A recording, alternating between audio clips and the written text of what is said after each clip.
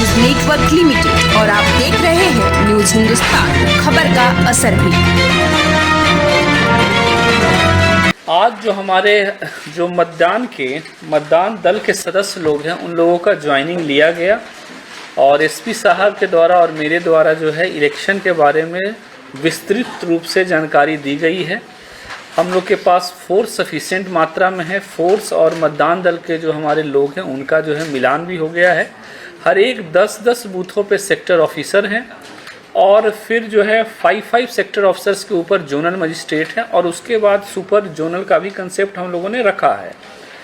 आज आप लोग जानते हैं कि 11 को जो है मतदान है हमारा और आज अभी जस्ट वन आवर के बाद जो है जो समय जो था जिसमें लोग अपने बारे में अभ्यर्थीगण जो है लोगों के बीच प्रचार प्रसार करते हैं वो समय समाप्त हो रहा है और 48 घंटे का एसओपी जो हम लोग का होता है वो अब जारी हो जाएगा और हम लोग जो है इंटरनेशनल बॉर्डर्स 72 घंटे अर्ली में सील हो चुकी है नेपाल के साथ हमारा। 48 आवर्स बिफोर में जो है इंटर स्टेट बॉर्डर मतलब जो हमारा यूपी का जो है बॉर्डर वो सील हो जाएगा। मतदान दलों को हम लोगों ने विस्तृत तौर से जानकारी दी है और इस बार आप सब लोग जानते हैं कि आयोग के दिशा निर्देश में बहुत से स्पेशल इनिशिएटिव लिए गए हैं। उसमें एक महत्वपूर्ण अवयव होगा कि जितने पीठासीन अधिकारी हैं उनके फ़ोन में मोबाइल एप्लीकेशन एक रहेगा।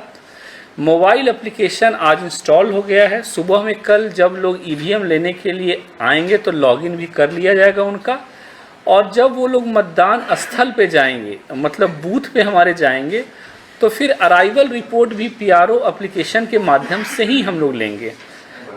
जब ये लोग मतदान स्थल पे जाएंगे बूथों पे जाएंगे तो वहाँ पे हम लोगों ने हर एक बूथ पर रसोइया का इंतज़ाम रखा है भोजन के लिए। साथ ही साथ बूथ पे जाकर के आसपास का एरिया का मॉनिटरिंग भी इनके द्वारा हो जाएगा। कहीं कोई भी संवेदनशीलता होगी तो जानकारी हम लोग को दी जाएगी और फिर 11 को मॉर्निंग से वोटिंग होगा। हम लोग के बाद वोटिंग में भी हर एक 2-2 घंटे पे मतलब सुबह 9 बजे 11 बजे इस टाइप से उन लोग को पीठासीन पदाधिकारी का एप्लीकेशन जो है उसमें VTR डालना होगा। रीजन की अर्लियर इलेक्शंस में हम लोग देखते थे कि जो मतदान का आता था कि इतना मतदान हुआ है और रियल मतदान में बड़ा अंतर देखते थे आप लोग। आयोग का इस बार गाइडलाइन है कि हम लोग एप्लीकेशन के माध्यम से समय पे जो है वो लोगों को जानकारी दे पाएंगे कि इतना वोट पोल हुआ है। वरना बहुत बार आरोप भी लगता रहा है कि इवनिंग में जब 17C एक होता है, 17C बेसिकली है जिसमें कि जितना वोट पोल हुआ उसका पूरा डाटा रहता है, कितना जेंट्स ने दिया महिला ने इतना दिया उसका डाटा रहता है। तो ये भी आयोग का निर्देश हुआ है कि 17C सभी बूथों पर जितने पॉलिटिकल एजेंट रहेंगे मतलब बूथ में जो मतदान के लिए रहते हैं अभ्यर्थी के लोग उनको 17C का कॉपी देंगे हम लोग और ये मैंडेटरी है। तो हम लोग 17C का कॉपी भी उनको देंगे और वहीं से पीआरओ एप्लीकेशन पे VTR भी हमारा लोड हो जाएगा और हम लोग एग्जैक्ट कितना मतदान हुआ है वो शाम तक हम लोग के पास एग्जैक्ट डाटा रहेगा। बूथों पर 2-2 वॉलंटियर रखे गए हैं, वॉलंटियर 1 वॉलंटियर 2। वॉलंटियर 1 का काम होगा कि जितनी महिलाएं बुर्का घूंघट वगैरह में रहती हैं उनका डिटेल पहचान करना। आप लोग के माध्यम से भी और बहुत से माध्यम से बार बार यह सवाल उठाता जाता रहा है कि बहुत बार बोगस वोटिंग होता है। तो हम लोगों ने हर एक बूथ पे वॉलंटियर 1 दे दिया है।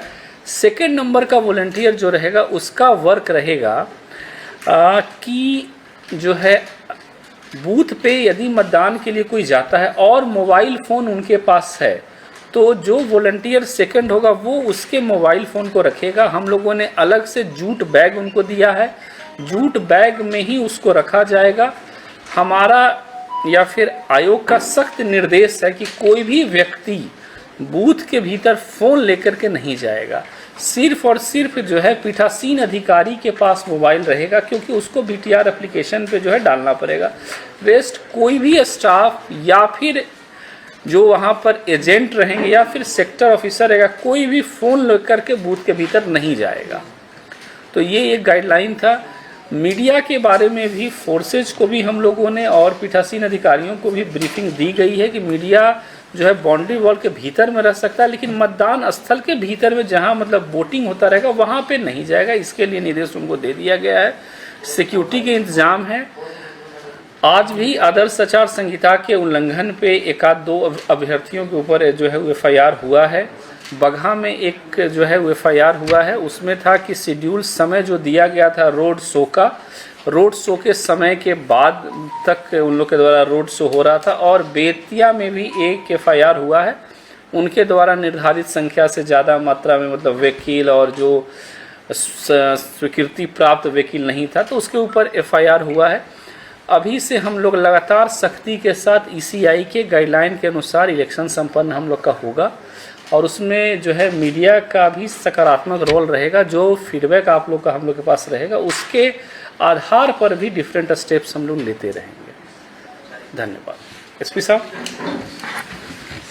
देखिए, पूरे बेतिया ज़िला में लगभग 2000 से ऊपर जो हमारे बूथ्स हैं उन पे CAPF की प्रतिनियुक्ति 100% हम लोग के द्वारा की गई है।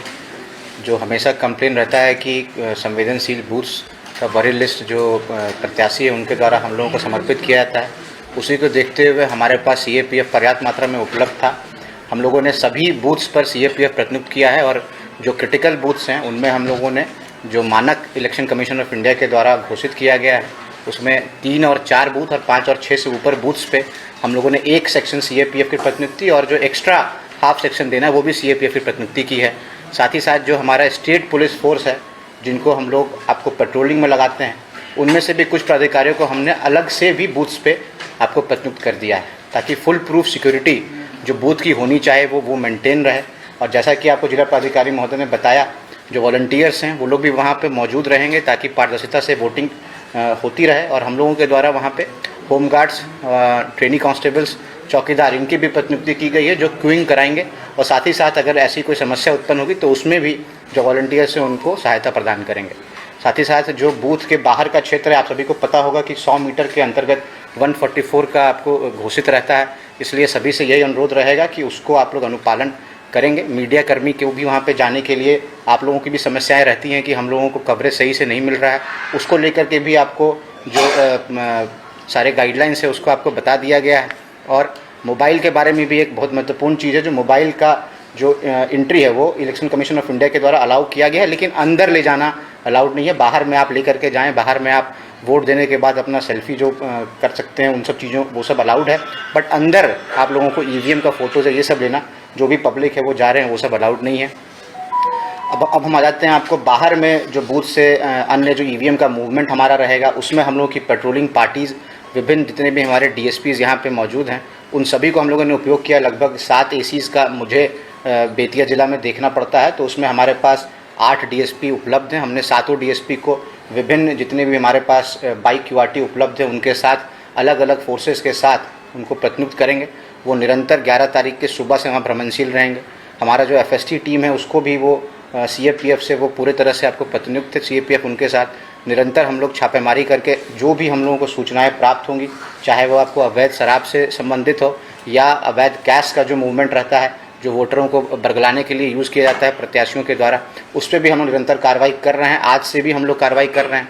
साथ ही साथ एक महत्वपूर्ण सूचना कि 24 घंटे से 48 घंटे के बीच में जितने भी बाहरी क्षेत्र के लोग यहाँ पर अपना चुनाव प्रचार करने हेतु आए रहते हैं, उन सबको यह दिशा निर्देश प्राप्त रहता है कि आप लोगों को भी, अगर आप वहाँ के वोटर्स नहीं हैं तो आप लोग वहाँ से निकल जाएं। तो आपके थ्रू में हमारे होटल्स, लॉजेस जिनका चेकिंग है वो भी हम लोग आज रात्रि से उसको स्टार्ट करा देंगे। तो जितने भी लोग मुझे सुन पा रहे हैं जो यहाँ पे आए अपने किसी कार्य से यहाँ पे चुनाव प्रचार में आए हुए थे, अब ECI के जो D-48 का जो SOP है उसका अनुपालन आपको करना है। आप लोग अपने अपने घरों पे चले जाइए। जो वोटर्स यहाँ के हैं वो यहाँ पे वोट करने के लिए हमेशा पूरे पारदर्शिता से और हमारे प्रेजेंस में एकदम भयमुक्त होकर वो आपको वोट कर सकते हैं।